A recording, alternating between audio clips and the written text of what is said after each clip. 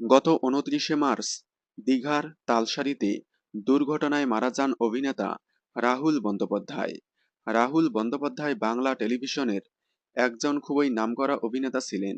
Cinema এবং সিরিয়ালে অভিনয় করেছেন তিনি। তার অভিনীত চিরদিনই তুমি যে আমার ছবিটি খুবই জনপ্রিয়তা পেয়েছিল। একে একে একাধিক সিনেমাতে অভিনয় করেছেন তিনি। এছাড়াও ছোট পর্দায় বেশ কয়েকটি ধারাবাহিকে অভিনয় করেছেন তিনি।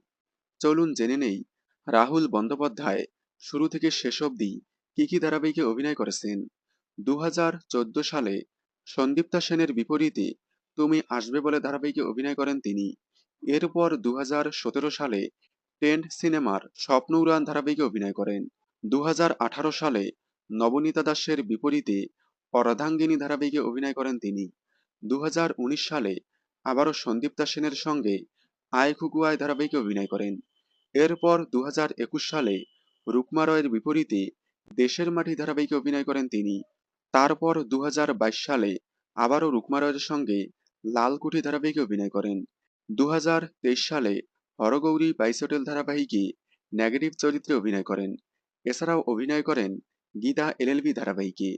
শেষ স্টার জলসার ভোলে বাবা পার কারেগা ধারাবাহিকে অভিনয় চলাকালীন মৃত্যুবরণ করেন তিনি। রাহুল বন্দ্যোপাধ্যায় অভিনীত আপনাদের সবচেয়ে বেশি প্রিয় ধারাবাহিক কোনটি? কমেন্টে জানাবেন। ধন্যবাদ।